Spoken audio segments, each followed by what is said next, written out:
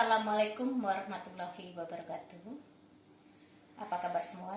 Mudah-mudahan kita semua dalam keadaan sehat walafiat. Dan jangan lupa untuk selalu cuci tangan sebelum dan sesudah melakukan aktivitas. Baiklah, hari ini kita akan melanjutkan pembelajaran kita hari ini, macam-macam sifat koligatif larutan.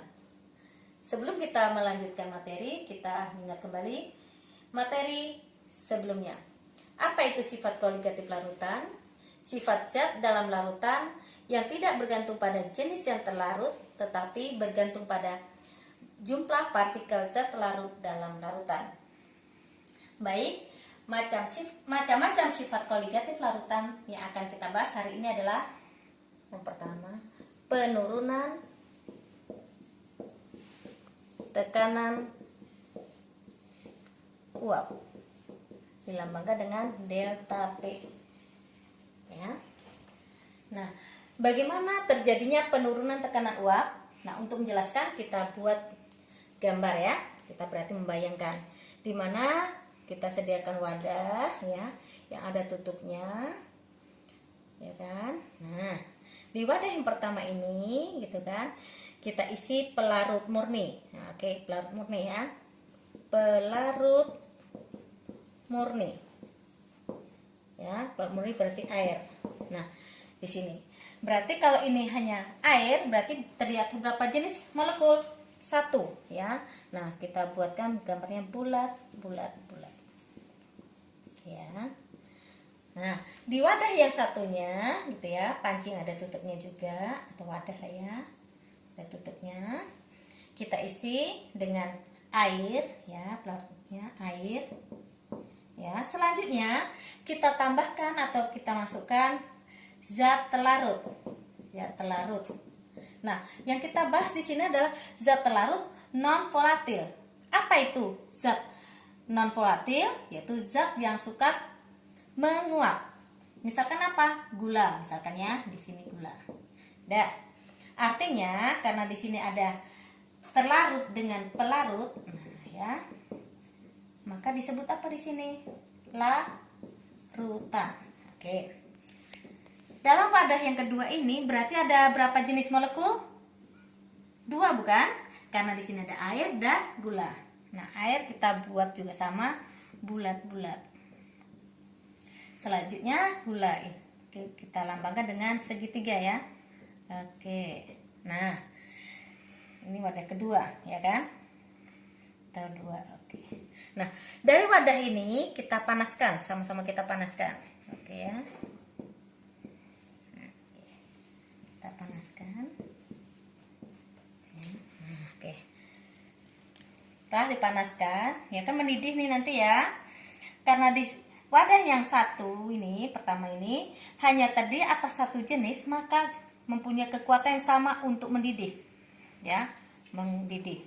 Karena mendidih, ya kuatnya sama, maka uap yang dihasilkan bagaimana? Banyak, ya uap yang dihasilkan banyak. Dan bagaimana dengan wadah yang kedua? Nah, wadah kedua, di saat air ini akan mendidih, akan menguap, ya kan, maka tertahan oleh zat yang sukar menguap tadi, ya ditahan, sehingga uap yang dihasilkan dari air ini bagaimana? Kecil bukan? Nah, dibanding dengan ya, pelarut murni. Sehingga banyak atau sedikitnya uap yang dihasilkan itu berpengaruh pada tekanan ya.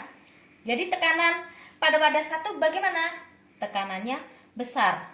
Tekanan besar ya. Sementara bagaimana dengan tekanan di wadah kedua? Tekanannya kecil ya. Sehingga tekanan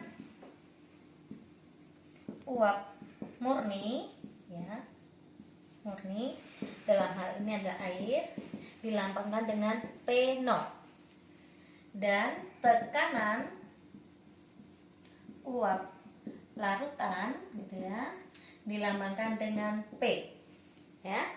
Sehingga selisih tekanan uap murni yaitu P0 dengan tekanan uap larutan P sama dengan delta P. Jadi kita dapatkan rumus 1. P0 kurang P sama dengan delta P. Selanjutnya, bagaimana hubungan penurunan tekanan uap dengan satuan konsentrasi, yakni jumlah partikel zat terlarut? Maka, penurunan rumus menurut hukum Raoult adalah delta P sama dengan P0 dikali XT. Ya. Masih ingat ya fraksi mol itu apa di pertemuan sebelumnya? Selanjutnya P yaitu tekanan larutan, tekanan uap larutan sama dengan P0 dikali XP. Jadi hari ini kita dapatkan rumus. Oke. Nah, peroleh ya, kita masuk pada contoh soal. Oke. Baik, untuk memahami rumus yang kita peroleh ya, kita masuk pada contoh soal. Yang pertama, tekanan uap air murni pada temperatur 250 derajat Celcius adalah 30,6 mm Hg atau disingkat dengan mmHg. Tentukan penurunan tekanan uap jika dalam 90 gram air dilarutkan 18 gram glukosa C6H12O6 Mr 180. Nah, sebelum kita menjawab ya kita ya, kalian harus ngerti dulu ya. Di sini tekanan uap air murni. Berarti apa lambangnya? Otomatis di sini berarti P0 gitu ya. Oke. Selanjutnya, tentukan penurunan tekanan uap. Kalau dikatakan penurunan gitu ya, berarti kan perubahan nih. Di sini udah jelas delta. Nah, ya, gitu delta. Karena tekanan nih, berarti kan lambangnya P. Nah, ya. Selanjutnya, jika dalam 90 gram air dilarutkan 18 gram glukosa. Jadi harus menentukan lagi mana pelarut dan mana terlarut. Ya, ingat ya, yang banyak itu pelarut berarti P. Ya, pelarut gitu ya. Nah, gitu caranya. Dan yang ini glukosa berarti terlarut. Ya. Nah, kalau seperti udah mengerti, maka insya Allah kita tidak terbalik. Maka bisa dituliskan juga diketahui gitu ya. P0 sama dengan 30,6 mmHg gitu ya.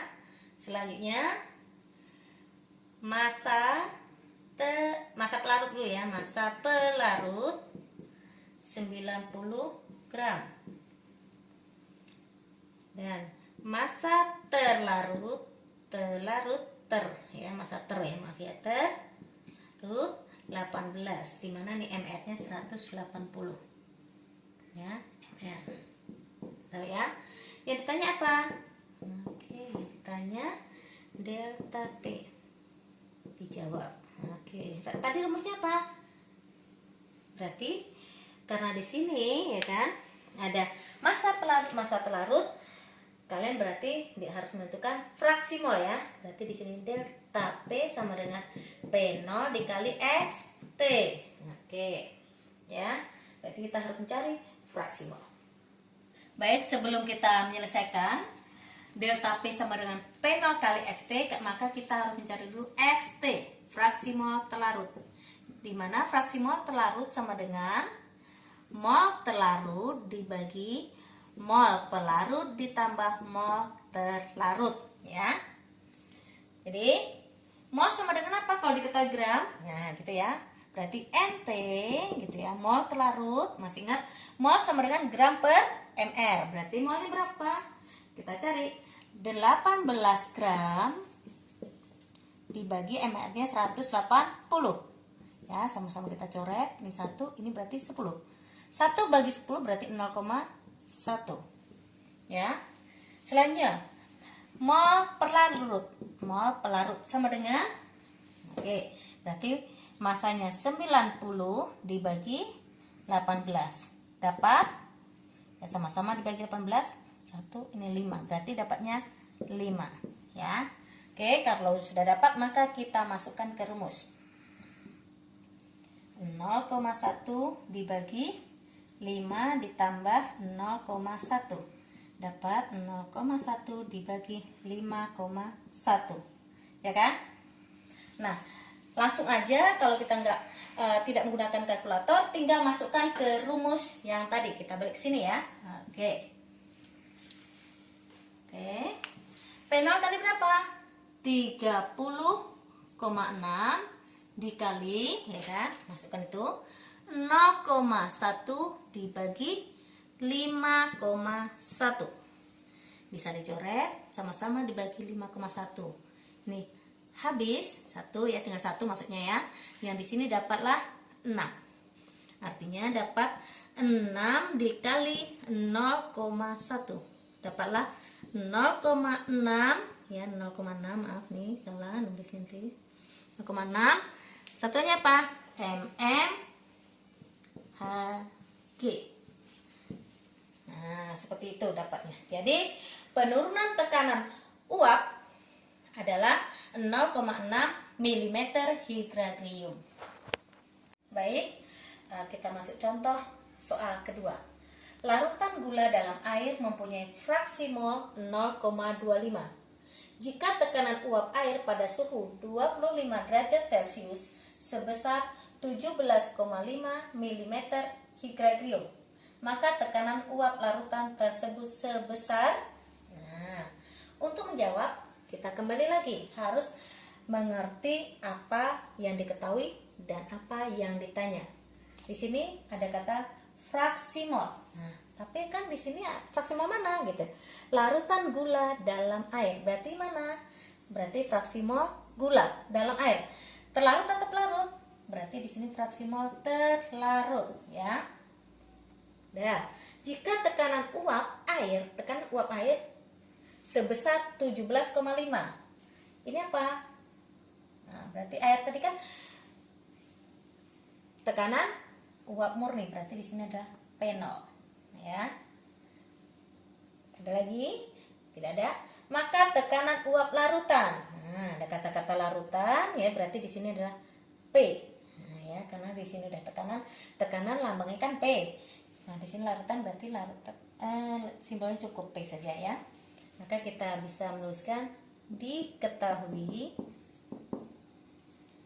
fraksi mol terlarut sama dengan 0,25. Contohnya P0 sama dengan 17,5 mmHg.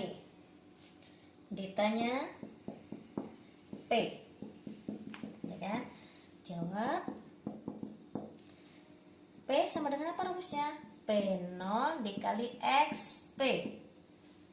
Nah, yang ditanya pakai XP, sementara dalam soal kita yang diketahui XT. Bagaimana cara menjawabnya? Nah, kita kembali lagi jawab ya. Dimana masih ingat XP ditambah XT sama dengan berapa? 1. Ya. Maka kita buatkan XP sama dengan ini 1, ini pindah ruas kurang XT. Masukkan ya, berarti 1 kurang 0,25. Dapat 0,75. Udah kan? Baru kita masukkan. Oke. P0 nya berapa? 17,5 dikali 0,75. Ayo hitung, berapa dapat? Setelah dihitung dapatlah 13,125 mmHg. Nah, soal yang kedua sudah dapat, mudah-mudahan bisa dimengerti. Sebelum Ibu akhiri ya, untuk mengukur sampai di mana pemahaman kalian pada pembelajaran hari ini, Ibu akan memberikan tugas. Tugas pertemuan 2. Tekanan uap air pada suhu 25 derajat Celcius adalah 23,76 mm Hg. Tekanan uap larutan dari 34,2 gram sukrosa C12H22O11 Mr 342 dalam 450 gram air adalah. Soal kedua.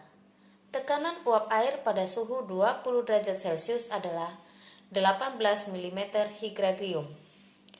Jika ke dalam 450 gram air dilarutkan 15 gram urea, MR60, berapakah penurunan tekanan uap larutan? Dan ibu akhiri dengan wabillahi taufik walhidayah. Wassalamualaikum warahmatullahi wabarakatuh.